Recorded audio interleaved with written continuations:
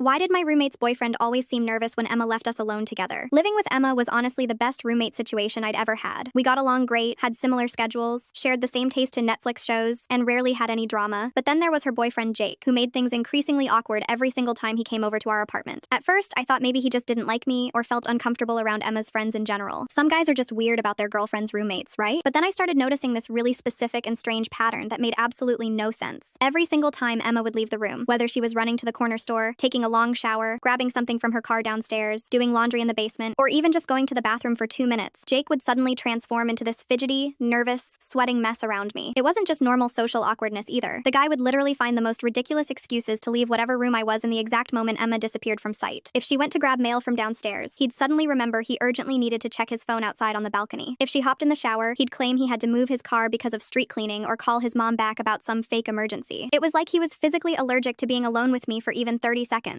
I started timing it out of curiosity, and he'd never last more than 20 seconds in the same room as me without Emma there as a buffer. The whole situation was getting absolutely ridiculous. I'd be sitting on the couch watching television. Emma would get up to make popcorn in the kitchen, and Jake would immediately start pacing around like he was trapped in a cage with a wild animal. He'd check his watch constantly, glance toward wherever Emma went every few seconds, and basically act like he was doing some kind of mental countdown timer until she returned to save him. Emma started joking that he was legitimately afraid of me, asking if I'd said something threatening to scare him off or if I had some kind of intimidating aura she didn't know about. But honestly, we barely ever talked when she wasn't around because he was always so eager to escape any potential one-on-one interaction. This went on for months. Every movie night, every dinner, every casual hangout in the same weird dance. Emma leaves, Jake panics, Jake finds excuse to leave, Emma returns, Jake acts totally normal again. It was like watching someone flip a switch. Last week, when Emma went to pick up our Chinese takeout order from the restaurant down the street, Jake was doing his usual nervous routine, shifting around on the couch, checking his phone every 5 seconds, clearly planning his next escape route. That's when I finally decided I'd had enough of whatever this bizarre situation was. I confronted him straight up, asking why he acted so incredibly weird around me whenever Emma wasn't there to supervise us. Was it something specific I had done? Did he have some serious problem with me that he couldn't just talk about like a normal adult human being? That's when Jake completely broke down and admitted something I never saw coming in a million years. He'd developed serious romantic feelings for me over the past few months, but was desperately trying to fight them by avoiding any situation where we might actually connect or have a real conversation without Emma there. He explained that he'd been with Emma for over a year and genuinely cared about her, but somewhere along the way he'd started noticing things about me that made him question everything about their relationship. The way I laughed at his jokes, how we had eerily similar taste in music and movies, how ridiculously easy it was to talk to me during group conversations. The worst part was learning that he'd been seriously planning to break up with Emma because he felt so guilty about having feelings for someone else. I won't lie, I did like him a little. Maybe more than I should have. The way we clicked, the way he noticed things about me Emma never did, it got in my head. But in that moment, I saw the guilt in his eye sand. I knew I'd never trust myself if I let anything happen. So I told him to be honest with Emma, then leave. He did. Emma cried for 2 days, then quietly said, "Thanks for not being like him." We never talked about it again.